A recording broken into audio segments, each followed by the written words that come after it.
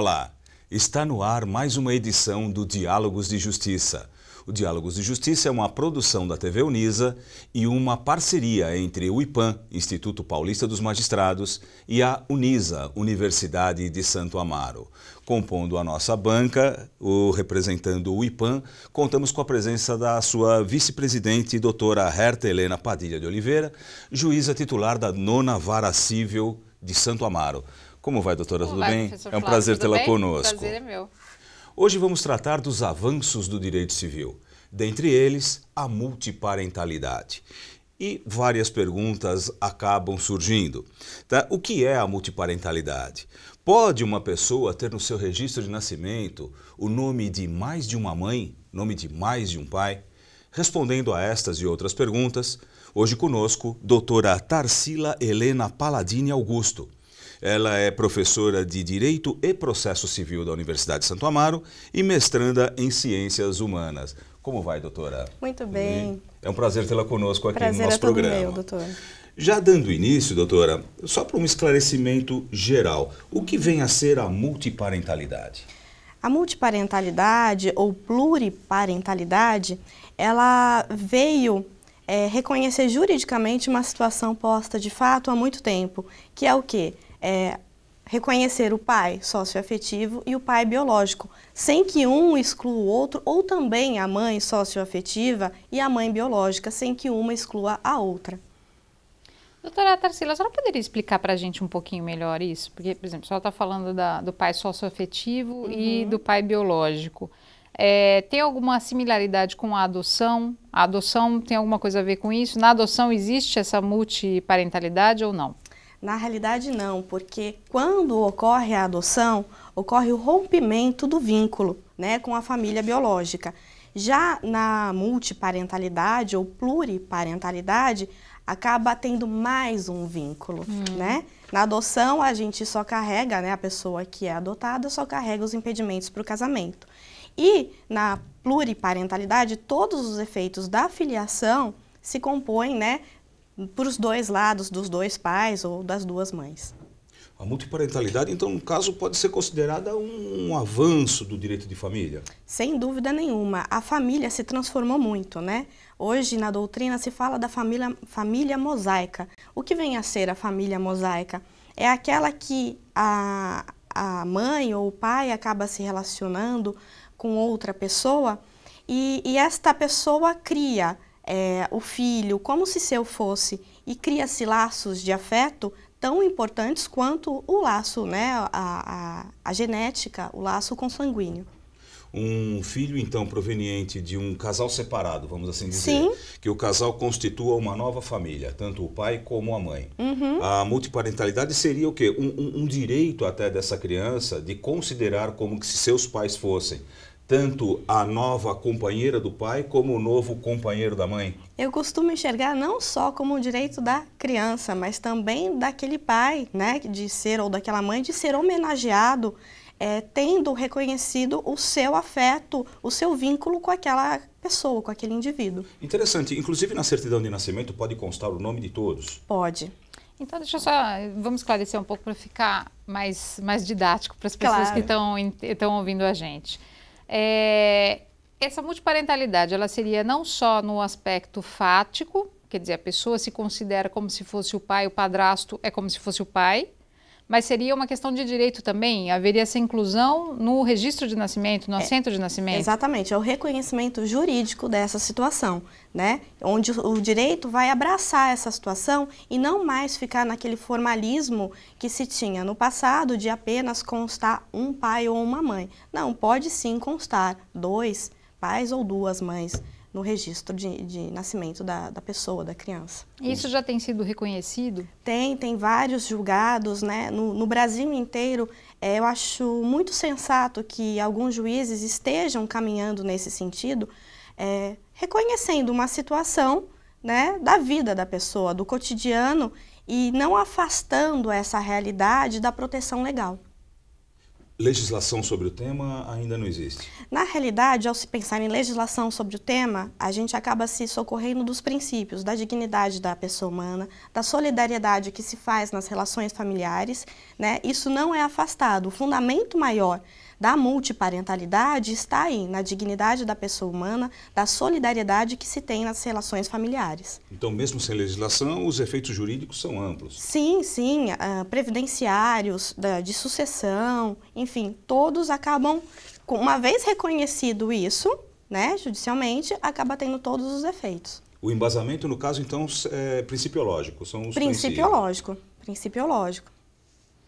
Bom, e o que seria necessário, então, para que se reconhecesse essa multiparentalidade? A pessoa teria que ir até o juiz para pedir que houvesse esse reconhecimento, porque, assim, já que não existe lei, a princípio, pelo que eu estou entendendo, o fato da pessoa querer que conste o nome do seu padrasto, por exemplo, no seu registro, não vai ser suficiente para que isso ocorra. Não, quando acaba tendo esse pedido na justiça, ou para reconhecer uma paternidade biológica ou maternidade biológica, é muito interessante analisar alguns julgados em que o MP às vezes sugere isso, porque não dá para se romper o vínculo afetivo que se teve com aquela pessoa. E às vezes até socialmente ela acabou sendo conhecida como um nome que traz do pai ou da mãe, né? E aí é uma sugestão que o MP deu em alguns julgados que eu li, que eu estudei, e foi acatado, né, para que não se afastasse. Não dá para negar, ele não é pai diante de um exame de DNA, né, mas também não dá para negar que ele é pai porque ele cuidou desde a tenra infância daquela pessoa. A doutora falou de nome, é interessante. Na certidão de nascimento, então, pode constar o patronímico, né, o sobrenome? Pode. De todos? Pode sim. Da família socioafetiva como da família consanguínea, vamos assim dizer. Exatamente, não há por que não. A Constituição, a legislação acaba não afastando isso. O Código Civil, no artigo 1593, ele fala que a filiação ela pode ser natural ou de outra forma. Então, você já percebe aí a tendência do direito, do legislador, de reconhecer outras formas de filiação. Estamos chegando ao final do nosso primeiro bloco. Fique conosco, voltaremos dentro de instantes. Até já!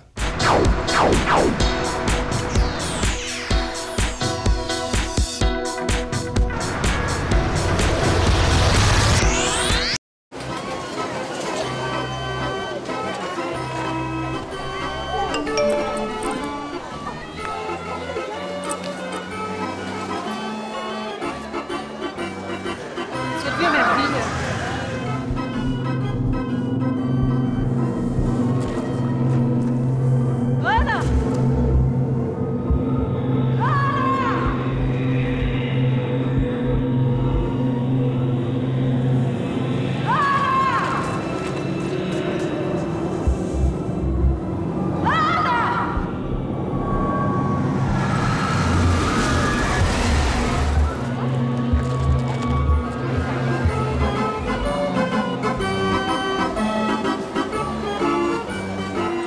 Desaparecidos. Qualquer informação ajuda. Faça valer sua cidadania. Conte com o Ministério Público de São Paulo. Você tem mais de 45 anos? Faça o teste da hepatite C. Você que também é gestante, já fez o teste de hepatite B no pré-natal? Então faça o teste e vacine-se. Fez sexo sem camisinha? Fez tatuagem ou colocou piercing? Compartilhou seringa ou alicates de unha? Faça o teste da hepatite B e tome as 3 doses da vacina para ficar imune. Hepatites. Sem perceber, você pode ter. Procure uma unidade de saúde. Esse é Joãozinho. Ele tem 10 anos. É admirado e elogiado por já trabalhar e ajudar em casa. Onde ele passa, todos falam: tão novo e já trabalhando? Que gracinha! E isso sempre lhe rende boas gorjetas. Mas espere, eu não acho isso bonito. E você? Ele podia estar estudando e brincando, mas ele está trabalhando. Mude seus conceitos. Trabalho infantil não é a melhor opção. Uma campanha do Ministério Público.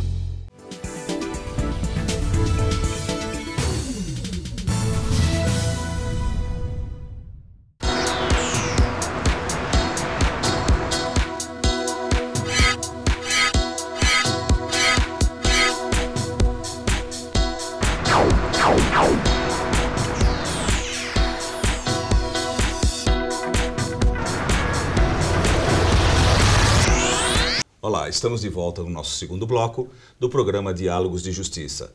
Hoje abordando o tema multiparentalidade, conosco a doutora Tarsila Paladini.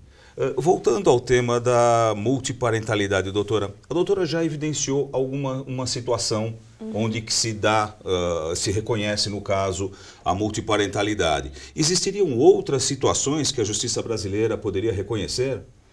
Olha, o que é mais recorrente acontecer e quando os julgados têm entendido que cabe esse instituto, né? Porque também não podemos falar que qualquer relação pode acabar ocasionando na multiparentalidade, assim reconhecida no registro. Caso muito comum, mãe solteira, né, acaba se unindo a um homem e tem uma criança pequena, né? E esse homem cria e acaba registrando aquilo que a gente fala adoção brasileira, como se filho seu fosse, né? E essa situação alonga-se no tempo, só que em um dado momento, né, a questão do pai biológico, às vezes solicitada por este pai biológico, quer o reconhecimento daquele filho como seu. E aí como é que se faz? Vamos ignorar aquele pai que cuidou daquela criança em detrimento, né, do pai biológico? Não. Então, nós temos realmente que constatar um vínculo de afeto, não é qualquer relação esporádica que vai gerar essa relação de parentesco, né, entre esse pai ou essa mãe e esse filho. Né? Tem que ter um tempo, tem que ter realmente esse vínculo de afeto, uma construção, né, cultural daquele ser humano que reconhece aquele indivíduo como pai ou como mãe. Bom, e aí nesse caso, então, esse pai biológico se apresentando e buscando, então, aí o reconhecimento da paternidade, mesmo que se configure que é ele o pai biológico, na verdade a pessoa passaria a ter, então, os dois pais. Ficaria com o pai biológico e com esse pai afetivo. Porque muitas vezes esse pai afetivo não quer perder esse vínculo, ele realmente considera aquela criança como seu filho. E num caso, por exemplo, em que a pessoa perdeu um dos pais, o pai ou a mãe, e aí o pai ou a mãe constitui um novo casamento. E o relacionamento com a madrasta ou com o padrasto seja tão intenso que a pessoa queira que esse padrasto ou essa madrasta passe a constar do seu registro e o padrasto e a madrasta concordem também. Também seria possível? Sim, muito interessante a sua pergunta, e aconteceu um caso assim em Rondônia, se eu não me engano, onde o pai, né, havia uma família, a mãe faleceu e o pai acabou se casando novamente. E essa madrasta cuidou com muito amor daquela criança. E foi a juízo solicitar que constasse o nome dela como mãe. Né? Aí a gente nem está falando da questão do pai, mas sim da mãe também. E foi reconhecido esse direito de tê-la como mãe, como uma homenagem, como um reconhecimento jurídico de todos os deveres e direitos que as duas partes têm, né? Porque a gente sempre fala muito da criança, mas um adulto também que acabou tendo essa situação na vida toda dela, por que não reconhecer, né? Porque, na verdade, a madrasta poderia adotar a criança, mas aí se ela adotasse, ela perderia esse vínculo com a mãe originária? Então, exatamente. Por isso que nesse julgado não se fez a adoção, porque aquela criança ainda tinha vínculos com a família da mãe, os avós. Então, seria como desprestigiar a mãe biológica. E para evitar este tipo de situação, por que não colocar as duas, né? Os termos madrasta e padrasto, pelo visto, estão em desuso, né? Já entrarão em desuso no caso. Pois é. A sociedade ela está muito dinâmica e eu acho que mais humana, né, essa questão. Não afasta tanto as pessoas daquilo que ela sente, né? A doutora estava falando na situação da mãe. Hoje se fala muito também da união homoafetiva. Vamos supor que um casal homossexual feminino, uma das parceiras tenha um filho biológico.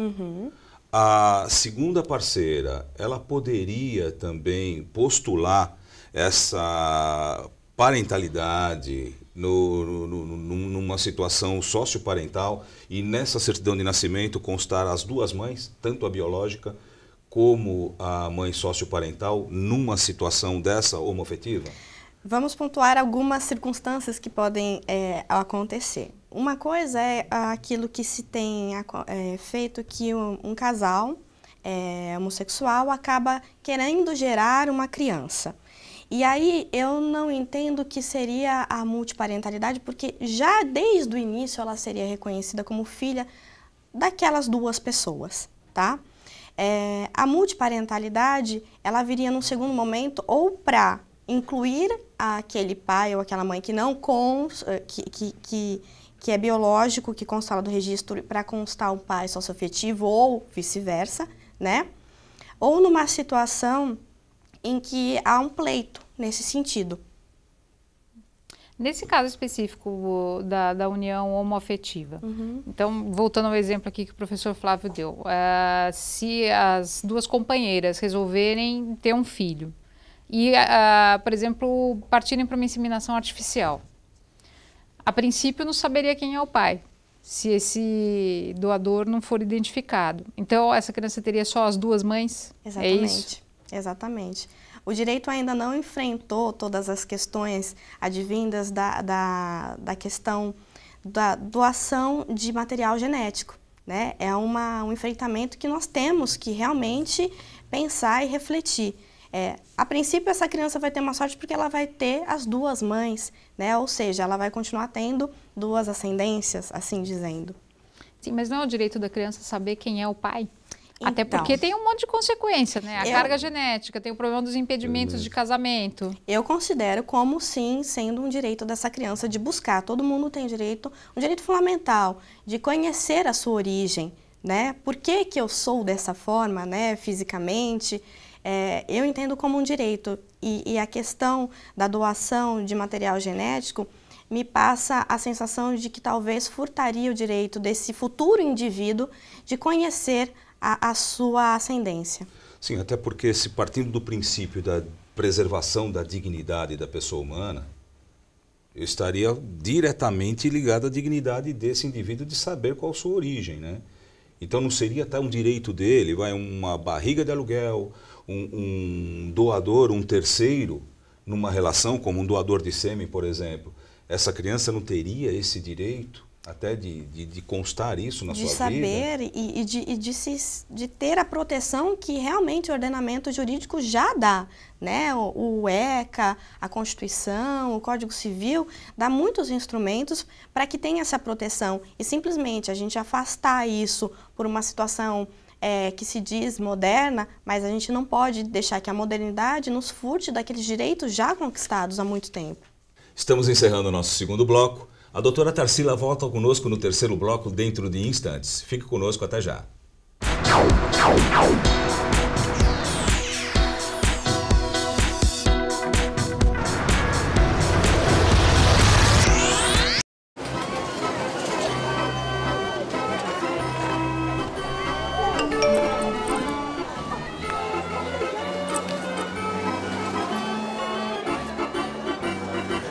Você viu minha filha?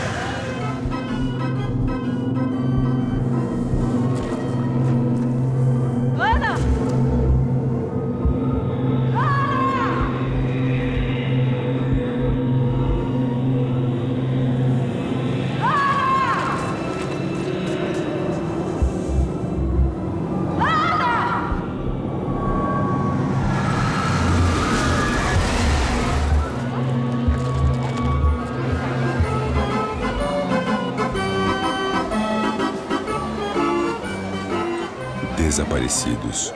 Qualquer informação ajuda. Faça valer sua cidadania. Conte com o Ministério Público de São Paulo. Você tem mais de 45 anos? Faça o teste da hepatite C. Você que também é gestante, já fez o teste de hepatite B no pré-natal? Então faça o teste e vacine-se. Fez sexo sem camisinha? Fez tatuagem ou colocou piercing? Compartilhou seringa ou alicates de unha? Faça o teste da hepatite B e tome as 3 doses da vacina para ficar imune. Hepatites. Sem perceber, você pode ter. Procure uma unidade de saúde. Esse é Joãozinho. Ele tem 10 anos. É admirado e elogiado por já trabalhar e ajudar em casa. Onde ele passa, todos falam: tão novo e já trabalhando? Que gracinha! E isso sempre lhe rende boas gorjetas. Mas espere, eu não acho isso bonito. E você?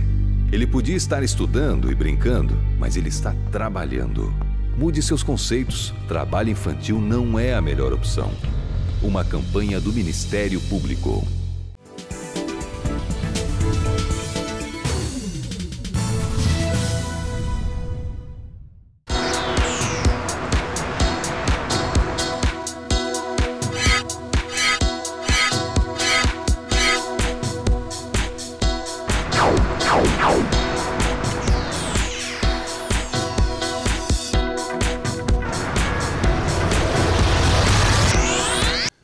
Estamos de volta no nosso terceiro bloco do programa Diálogos e Justiça. Um oferecimento do IPAM, Instituto Paulista dos Magistrados, e da Unisa, Universidade de Santo Amaro. Hoje conosco a doutora Tarsila Palladini falando sobre multiparentalidade. Durante o break, a doutora Herta manifestou a vontade de colocar uma pergunta. Me ocorreu por favor, uma questão doutora. interessante, porque a gente estava falando justamente dos doadores de sêmen, para banco de sêmen. A gente sabe que a responsabilidade de pagar alimentos independe do vínculo afetivo que a pessoa tenha com a criança que gera, né? Como ficaria a situação, por exemplo, dessas crianças que são geradas dessa forma? E se eventualmente ela identifica quem é o pai biológico? Se pensarmos que o direito aos alimentos é um direito indisponível, né? Por qualquer contrato que essa pessoa faça com um laboratório dizendo qualquer coisa, não vai afastar o direito do pleito aos alimentos no futuro, né? Simplesmente temos um ordenamento jurídico, toda uma construção que deve ser respeitada. Então, porque simplesmente eu fui um doador, a pessoa tem consequências dos seus atos, né? Então, ao meu ver, responderia tranquilamente em relação aos alimentos.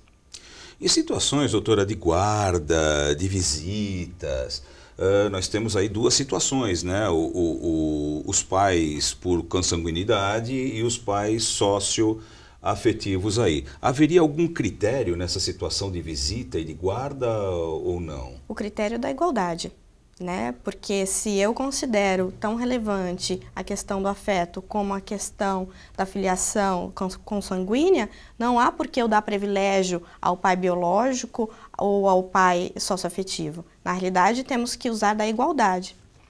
E situação de pensão alimentícia? Quem seria acionado aí no caso? Vamos usar os mesmos critérios, né? Necessidade e possibilidade. E aí acionam-se os dois, dentro da possibilidade de quem paga e da necessidade de quem recebe. Agora é importante pensar nisso também. Quando existe essa multiparentalidade, na verdade, ela existe tanto pelo reconhecimento do vínculo afetivo, mas gera todas as consequências como se fosse uma filiação biológica. Então, na eventualidade, por exemplo, houve esse reconhecimento da multiparentalidade, depois, por alguma razão, há um distanciamento familiar ou alguma separação, alguma coisa que modifique a situação de fato. Não tem como reverter isso. Não.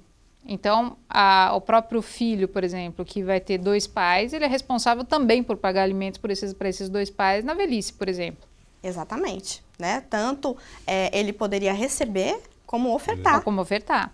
A sucessão também, então, seria ampla, tá? A sucessão seria ampla, os alimentos, a questão de dependente previdenciário, então, todos os reflexos... A legislação previdenciária já prevê alguma coisa nesse sentido, doutora? Sim, se atentando à Lei 8.213 de 91, artigo 16, inciso 1º, que fala da questão dos dependentes, ela fala que a filiação, qualquer que seja ela, pode ser a biológica, pode ser a reconhecida, né, da afetividade. Não há nenhuma distinção. Não faz distinção em relação a isso. Quer dizer que, na verdade, o filho teria os mesmos direitos previdenciários do que qualquer outro filho biológico da mesma pessoa. Exatamente. Doutora Tarsila, me ocorre também uma outra questão. Esse reconhecimento o acréscimo de um outro pai ou de uma outra mãe, ele depende da concordância do filho? Ou não? Não. E também não depende da concordância do pai, seja o biológico, por exemplo. Muito interessante, teve um julgado que foi no sentido que o pai biológico queria afastar a sua responsabilidade porque já havia outro pai constando no registro, né? E Em contrapartida, esse filho não queria também que o pai socioafetivo se afastasse do seu registro. Reconheceu-se a dupla, né, paternidade, assim dizendo, nesse caso, e independente da vontade do pai ou do filho também. Porque uma vez que é filho biológico, tem todas as consequências jurídicas disso. Então, tanto num caso como no outro, se nós fizermos uma analogia, tentando adaptar para um outro caso, como a sua pergunta abrange, não há a questão de você falar a vontade do filho. Ele é filho biológico daquele pai, né? O socioafetivo geralmente se quer este vínculo. Então, o pai biológico, na verdade, é uma situação de fato que não tem o que se discutir, porque é uma situação biológica. Sim. Mas a questão do vínculo afetivo não é uma questão que comportaria uma discussão, porque pode ser que o pai entenda que ele tem um vínculo afetivo suficiente para isso e o filho entenda que não. Então, ao analisar o caso concreto, geralmente quando é criança pede para se ouvir e vai depender de toda uma situação construída da vida dessa pessoa. Então, não há uma fórmula exata para que eu fale vai ou não vai, né? Sempre vai depender da situação que foi vivida, da história daquela família. Estamos chegando ao final de mais um Diálogos de Justiça. Eu gostaria aqui de agradecer a presença da doutora Tarsila Palladini. Eu que agradeço. Muito feliz de estar aqui com colegas tão nobres assim. Nós que agradecemos. Agradecemos também a vice-presidente do IPAM, a doutora Herta, aqui presente conosco, por mais esse trabalho em conjunto. Muito obrigado, doutora. O prazer é todo meu, professor. Ficamos por aqui, continue com a nossa programação e até o próximo Diálogos de Justiça. Até lá.